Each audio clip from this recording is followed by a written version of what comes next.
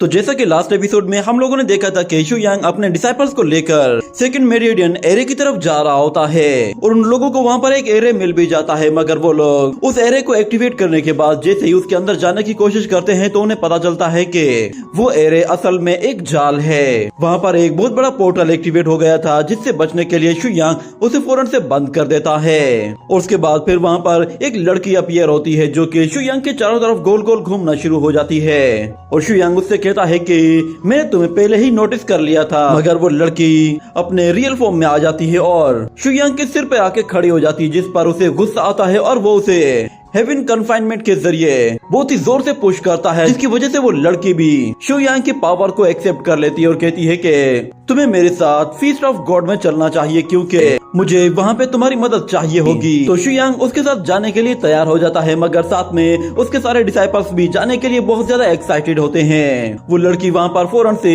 एक portal create करती है जो कि असल में सेकंड मेरिडियन जाने का एक रास्ता था और वो लड़की उन लोगों को बताती है कि फीस्ट ऑफ गॉड ये बाकी मेरिडियन से बिल्कुल डिफरेंट है, क्योंकि बाकी मेरिडियंस तो हेवन के कंट्रोल में है, मगर ये जगह पूरी तरह से अलग है। इस मेरिडियन के अंदर तुम्हें बहुत सारे गॉड्स देखने को मिलेंगे। इतने में फिर लिंगशु कहती है कि इसका मतलब फिर ये है कि वहाँ पे खाने पीने की चीजें भी बहुत सारी होंगी और फिर मिस चूचू कहती है कि मुझे तो गॉड्स को चीट करने में और भी ज्यादा मजा आएगा, उनके पास तो बहुत बड़े बड़े ट्रेजर्स होंगे। उनकी बातें सुनकर वो सेकंड मेरिडियन वाली लड़की कहती है कि तुम लोग भूल रहे हो ये फीस्ट ऑफ गॉड है, मगर इस तरफ ये सारे के सारे लोग आपस में बातें करना शुरू कर देते हैं और वो लड़की उन लोगों से कहती है कि मैं नहीं जानती कि तुम लोग क्वालिफाइड हो भी या नहीं, मुझे नहीं लगता कि तुम लोग इस गेट से एंटर कर पाओगे, क्योंकि अब तक जितने भी लोग इस गेट को क्रॉस कर पाए हैं वो सारे के सारे इमोर्टल कॉन्टिनेंट के लोग हैं और उनमें से सबसे ज्यादा वीक शख्स का power level immortal emperor realm का है और अगर एक मर्तबा तुम लोग फीस्ट ऑफ गॉड्स में चले जाते हो तो फिर तुम्हारे वापस आने का कोई चांस नहीं। ये सुनकर वो सब लोग बिल्कुल शांत होकर उसकी तरफ देखने लगते हैं, जिस पर वो लड़की कहती है कि आखिर तुम लोग किस तरह के लोग हो, मैंने तुम्हें इतनी खतरनाक बातें बताई हैं और उसके बावजूद भी तुम लोग बिल्कुल शांत खड़े हुए हो, क्योंकि अक्सर लोग फीस्ट ऑफ गॉड का नाम सुनते ही कांपना शुरू कर देते हैं, मगर तुम लोग बिल्कुल ऐसे खड़े हुए हो कि जैसे इस दुनिया में मौजूद हर एक चीज तुम्हारे कंट्रोल में है। चलो फिर देखते हैं कि तुम लोग सेकंड मेरिडियन में जाने के बाद भी इतने ही ज्यादा शांत रहते हो या फिर तुम्हारे हाथ पैर फूल जाते हैं, क्योंकि आज तक कोई भी वहाँ पे जाने के बाद बिल्कुल भी शांत नहीं रह पाया। मगर शु यांग आगे बढ़ते हुए कहता है कि तुम यहीं खड़ी हुई हो, हमें कहीं लेकर नहीं जा रही। ये कहते ही वो खुद ही उस पोर्टल के अंदर चला जाता है और उसके पीछे पीछे वो मास्क गर्ल भी चली जाती है। ये देखते ही लिन फेंग कहता है कि मास्टर मैं भी आ रहा हूँ। वो जैसे ही उस पोर्टल के अंदर जाता है तो वो जोर से टकरा कर उससे वापस आ गिरता है और कहता है कि मास्टर प्लीज मुझे भी अपने साथ ले जाएं। और दूसरी तरफ हमें दिखाया जाता है कि मास्टर शु यांग सेकंड मेरिडियन में जैसे ही एंटर करता है तो वो कहता है कि ये तो एक इंडिपेंडेंट स्पेस है, जिस पर वो लड़की भी उससे कहती है कि तुम काफी समझदार हो, तुमने बहुत जल्दी इसे नोटिस कर लिया है, तुमने बिल्कुल सही कहा है, ये जगह पूरी तरह से इंडिपेंडेंट है। Nine meridian sea and realm में इस जगह को ही सबसे ज्यादा इंडिपेंडेंट माना जाता है। यूँ समझ लो कि ये नाइन मेरिडियन में एक स्पेशल एग्जिस्टेंस है। अगर तुम्हें यहाँ पर फीस्ट ऑफ गॉड्स तक जाना है तो तुम्हें कुछ लेवल्स को अचीव करना होगा और इस वक्त यहाँ पे जितने भी पार्टिसिपेंट आए हुए हैं उनमें से हमारा नंबर 36 है, यानी कि तुमसे पहले यहाँ पे 35 पार्टिसिपेंट आ चुके हैं और जिस जगह हम लोग खड़े हुए हैं इसे जी टियान वैन लिंग कहा जाता है। मगर फिर शु यांग उससे कहता है कि मुझे कुछ नई बात बताओ, तो वो लड़की कहती है कि नई बात ये है कि तुम यहाँ पे बिल्कुल नए हो और एक और नई बात बताओ, तुम पहले वो इंसान हो जो कि पिछले कई हजार सालों में सेकंड मेरिडियन में आए हो और वो भी सिर्फ और सिर्फ की रिफाइनिंग लेवल के साथ। मगर यहाँ पे मौजूद जितने भी लोग हैं वो सारे के सारे इतने ज्यादा ताकतवर है कि शायद तुम इमेजिन भी नहीं कर सकते।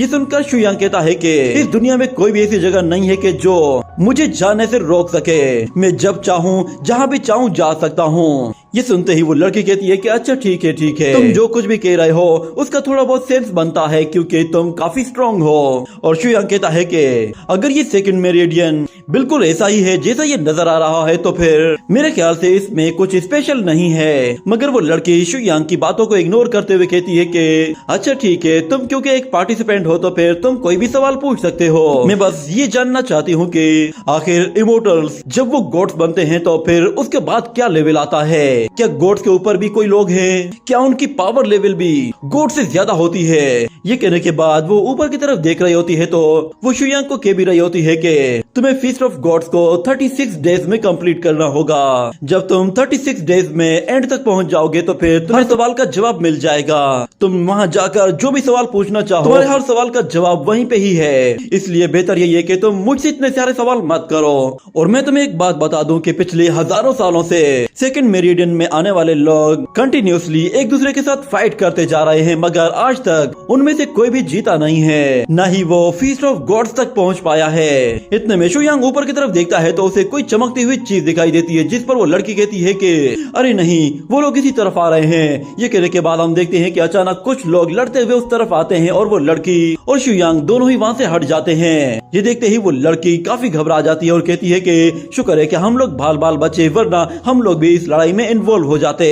वो लड़की उन लोगों को लड़ते हुए देखती है तो वो शुयांग से कहती है कि यहाँ का रूल बिल्कुल सिंपल है, तुम्हें वो ग्रीन बॉल हासिल करनी है और उसके साथ यहाँ पे मौजूद जितने भी लोग हैं उन सबको हराना भी है। और दूसरी तरफ शुयांग ऊपर की तरफ देखता है तो वहाँ पे वो लोग एक दूसरे को मारने की कोशिश कर रहे होते हैं और एक वॉरियर एक जोरदार ब्लास्ट करता है, मगर दूसरी तरफ दूसरा वॉरियर फिर उस अटैक को ब्लॉक करने के बाद अपना अटैक करने के लिए एक पावरफुल एनर्जी क्रिएट करता है और उन लोगों से कहता है कि मैं देखता हूँ कि मेरे रास्ते में कौन आता है, मुझे कोई भी नहीं रोक सकता। ये कहते ही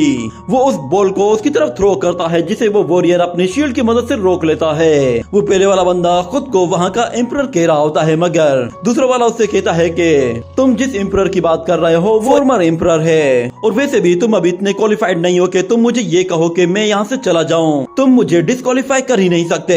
ये कहने के बाद फिर उस बॉल के लिए छीना झपटी शुरू हो जाती है। एक वॉरियर उसे छीन कर भागता है तो दूसरा वाला उससे वो बॉल लेकर वहाँ से निकलने की कोशिश करता है। इसी तरह वो लोग आपस में एक दूसरे से बॉल छीन कर एक दूसरे को मारने की कोशिश कर रहे होते हैं, मगर इसका कोई भी एंड नहीं था। एक वॉरियर एक जायंट हैंड के जरिए एक दूसरे वॉरियर को पुश कर रहा होता है, मगर वो वॉरियर भी फिर गुस्से में आता है और कहता है कि तुम मामूली से कल्टीवेटर, तुम्हें लगता क्या है कि तुम लोग मुझे यहाँ पे हजारों सालों से लॉक करके रख पाओगे। ये कहने के बाद वो अपनी पावर को बढ़ाता है और फिर उस जायंट हैंड को पंचेस मारते हुए पूरी तरह से डिस्ट्रॉय करके रख देता है। मगर अचानक से एक लड़की आकर उससे वो बॉल छीन लेती है और कहती है कि इस लड़ाई के कोई भी रूल्स नहीं है, यहाँ पे जीतने का सिर्फ एक ही चांस है कि तुम्हारी क्वालिफिकेशन अच्छी होनी चाहिए और तुम्हें सबसे ज्यादा पावरफुल होना चाहिए। ये कहने के बाद एक और वॉरियर उस लड़की पे हमला करता है और उस बॉल की तरफ आगे बढ़ने की कोशिश करता है, मगर फिर से वहाँ पर एक और वॉरियर आता है और कहता है कि तुम हम 3 लोगों को अकेले नहीं मार सकते। ये सुनते ही वो पहले वाला कहता है कि ऐसी बात है तो फिर ठीक है, लगता है कि मुझे ब्लू फ्लेम्स को ट्राई करना ही पड़ेगा। ये कहने के साथ ही वो एनर्जी जनरेट करना शुरू कर देता है और दूसरी तरफ हम देखते हैं कि शुयांग काफी बोर हो रहा था तो वो वहाँ पे अपनी कुर्सी लगाकर बैठ जाता है और इस तरफ हम देखते हैं कि कुछ पावरफुल एनर्जी बॉल्स नीचे गिर रही होती हैं, जिनसे बचने के लिए बाकी वॉरियर्स वहाँ से भागने की कोशिश करते हैं, मगर वो एम्परर वॉरियर उन लोगों पर continuously powerful energy balls throw किए जा रहा होता है, जिसकी वजह से कुछ लोग तो इंजर्ड हो जाते हैं मगर कुछ लोग बचकर निकल जाते हैं। ये लड़ाई देखने के बाद वो मास्क गर्ल कहती है कि ये लड़ाई सिर्फ और सिर्फ एक फॉर्मर एम्परर और कुछ सिंपल वॉरियर्स के बीच में हो रही है और इनकी फाइट को देखकर ऐसा लग रहा है कि ये लोग एक ही अटैक के साथ किसी भी चीज को डिस्ट्रॉय कर सकते हैं। मुझे बताओ कि आखिर तुम इन लोगों को किस तरह सरपास करोगे, क्योंकि ये लोग आपस में एक ग्रुप बनाकर तुम्हारा रास्ता रोक लेंगे। मगर शुयांग दूसरी तरफ बैठकर मजे से चाय बना रहा होता है। ये देखकर वो लड़की भी हैरान हो जाती है और कहती है कि ये तुम कर क्या रहे हो, ये भला कोई चाय पीने का टाइम है। मगर शुयांग को उसकी बातों से कोई फर्क नहीं पड़ रहा था, वो बस अपनी चाय को एंजॉय करता है। और इस तरफ हम देखते हैं कि वो लोग शुयांग को इग्नोर करके आपस में फाइट कर रहे होते हैं और उस ग्रीन बॉल के लिए छीना झपटी चल रही होती है। एक वॉरियर छीनता है तो दूसरा वाला उससे भी छीन कर निकल जाता है और वहीं पे ही हमें एक और वॉरियर को दिखाया जाता है जो कि ब्लू सी टेक्निक को यूज करते हुए आसपास के जितने भी वॉरियर्स होते हैं उन सबको उड़ाकर वहाँ से दूर फेंक देता है। और जैसे ही उस ग्रीन बॉल की तरफ आगे बढ़ता है तो अचानक से एक वॉरियर अपना एक पोर्टल क्रिएट करके उस बॉल तक पहुँच जाता है। ये देखने के बाद नीचे मौजूद वो लड़की कहती है कि क्या मैंने तुम्हें ये परमिशन दी है कि तुम ये बॉल लेकर यहाँ से जा सकते हो। ये कहते ही वो एक पावरफुल स्लैश अटैक करती है जो कि उस वॉरियर को जाकर सीधा हिट करता है और इस तरह वो बॉल फिर उस लड़की के पास आ जाती है और वो लड़की उस एनर्जी बॉल को एक बंदे की तरफ थ्रो करती है और उसे उठाकर दूर फेंक देती है। मगर हम देखते हैं कि वो ब्लू ड्रेस वाला वॉरियर वहाँ पे आता है और वो आते साथ ही उस बॉल को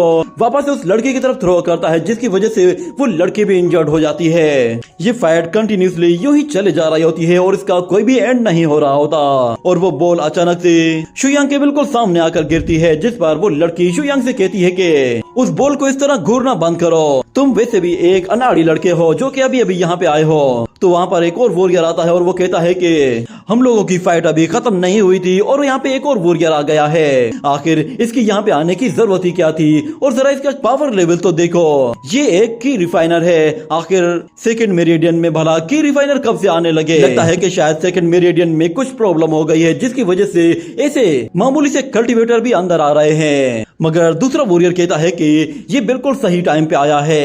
और हम लोग तो वैसे भी काफी देर से फाइट कर रहे हैं और अभी तक इस फाइट में कोई भी विनर नहीं हो पाया। इतने में वो लड़की उस एनर्जी बॉल को उठाती है और फिर वो शुयांग के बारे में कहती है कि मुझे वैसे भी बहुत ज्यादा गुस्सा आया हुआ है, क्यों ना मैं इसे मारकर अपना गुस्सा निकाल लूं। ये कहते ही वो उस एनर्जी बॉल को सीधा उसकी तरफ थ्रो करती है तो वो बॉल उसकी कुर्सी के पीछे जाते ही रुक जाती है और शुयांग उसे वापस से ओरा के जरिए थ्रो करता है तो वो सीधा उस लड़की से जा टकराती है। ये देखते ही वहाँ पे खड़े हुए सारे के सारे इमोर्टल्स फिर शुयांग पर हमला करने के लिए आते हैं। मगर शुयांग अपनी बॉडी से एक पावरफुल ऑरा रिलीज करता है जिसके जरिए वो उन सारे के सारे वॉरियर्स को एक ही झटके में उठाकर वहां से दूर फेंक देता है।